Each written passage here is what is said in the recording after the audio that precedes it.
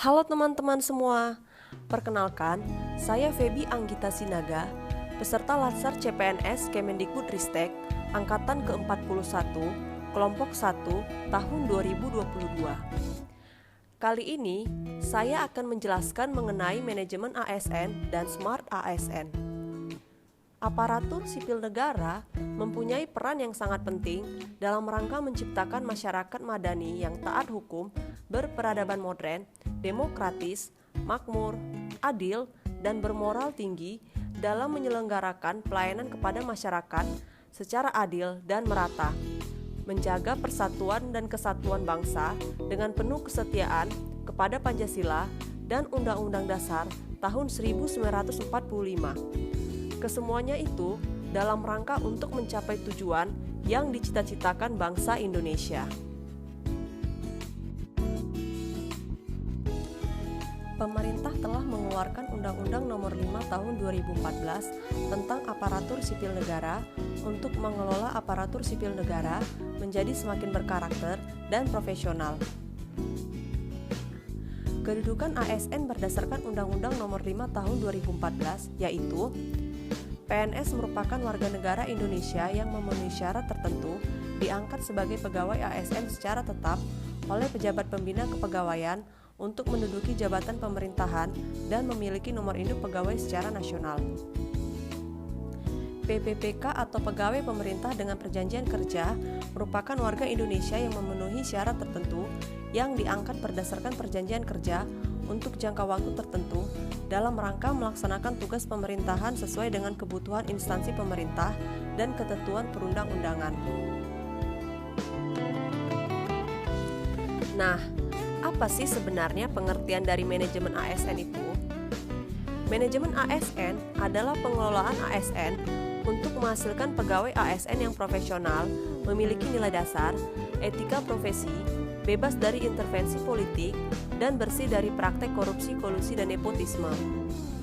Manajemen ASN lebih menekankan kepada pengaturan profesi pegawai, sehingga diharapkan agar selalu tersedia sumber daya aparatur sipil negara yang unggul selaras dengan perkembangan zaman.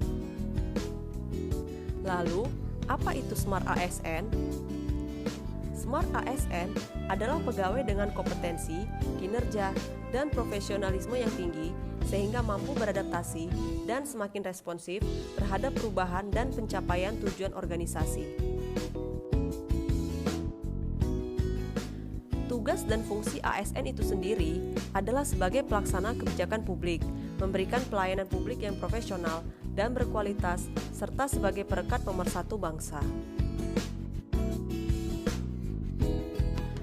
Dalam pelaksanaannya, manajemen ASN menggunakan sistem merit yang berdasarkan pada objektivitas. ASN menjadi pilihan bagi berbagai organisasi untuk mengelola sumber daya manusia. Kualifikasi, kemampuan, pengetahuan, dan juga keterampilan menjadi acuan dalam pengelolaan ASN.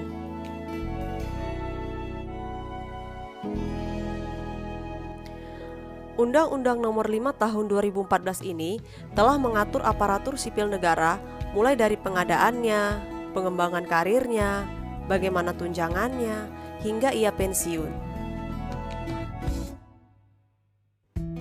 Isu-isu tentang manajemen ASN masih kerap sekali terjadi di lingkungan kerja kita. Dan kali ini, saya akan mengidentifikasi 3 isu yang ada di unit kerja saya berdasarkan pengamatan saya setelah bekerja selama 2 bulan. Yang pertama adalah isu mengenai kedisiplinan, terkait dengan penyalahgunaan fungsi sarana dan prasarana, di mana mahasiswa kurang menjaga sarana dan prasarana yang disediakan oleh kampus, sehingga mengakibatkan kerusakan kursi dan meja yang ada di ruang kelas. Isu yang kedua yaitu penyalahgunaan fungsi sarana dan prasarana, di mana hilangnya keran air di tempat pencucian tangan yang disediakan kampus di sekitar ruang kelas. Dan isu yang ketiga terkait dengan pengadaan, di mana jumlah formasi penerimaan pegawai melalui seleksi CPNS masih kurang dari kebutuhan. Selanjutnya, ketiga isu ini dianalisis lebih lanjut menggunakan APKL dengan komponen penilaian aktual, problematik, kekelayakan, dan layak. Dari ketiga isu tersebut, isu pertama dan kedua memenuhi syarat, sedangkan isu ketiga tidak memenuhi syarat.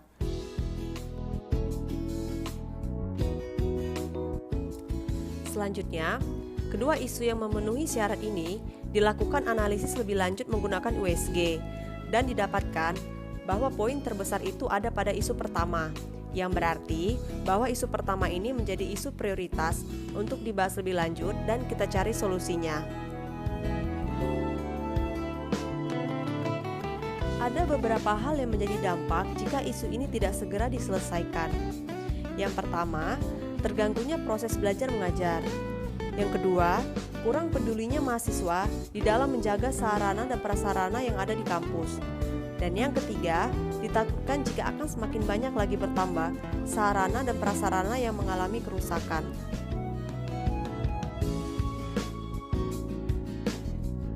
Lalu di sini ada beberapa rekomendasi penyelesaian isu ini. Yang pertama, menerapkan sanksi kepada siapa saja yang ketahuan menggunakan sarana dan prasarana tidak sesuai fungsinya. Yang kedua, membuat poster himbauan yang isinya menghimbau seluruh warga kampus untuk sama-sama saling menjaga dan tidak merusak fasilitas yang disediakan kampus. Dan yang terakhir, melakukan sosialisasi kepada mahasiswa dan seluruh warga kampus bahwa pentingnya merawat dan menjaga fasilitas yang disediakan kampus demi kelancaran proses belajar mengajar.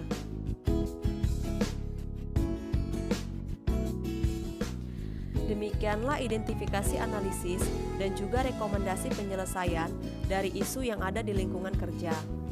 Semoga kita semua menjadi ASN yang lebih berkarakter dan profesional. Terima kasih.